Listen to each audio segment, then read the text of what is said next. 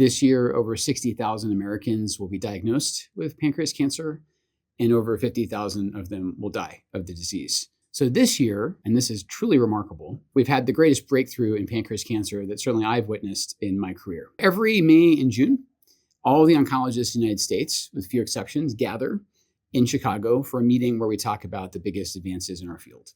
And this year, there was literally a standing ovation when some new data were shared in the treatment of pancreas cancer.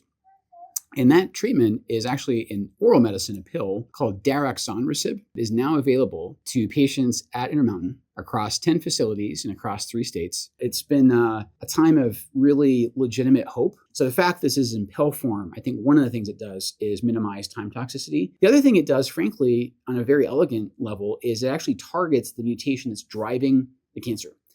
The whole trend of oncology is to get away from indiscriminate toxicity. We don't have to just blanket the patient with chemotherapy. We can actually deliver a targeted treatment. My patients are optimistic, but also realistic. They think that this pill will offer them more time, more meaningful time, fewer side effects, on average, more than a year of life. I wish I could hand them a pill and say, this is going to cure your pancreas cancer, and that's not what this is. What it is, though, is potentially a treatment that's better tolerated and more effective for longer than intravenous chemotherapy for the rest of their life. There are criteria that the patients have to meet, and specifically the oncologist would know if they satisfy those or not. It is not yet FDA approved. And in cases like this one, we need to have an effective bridge from having the evidence that the drug works to having the FDA approval. So this Expanded Access Program, or EAP, is essentially a setup where the drug company that makes the pill, called Revolution Medicine, provides patients directly with medicine under the supervision of an oncologist. Revolution Medicine submitted their new drug application to the FDA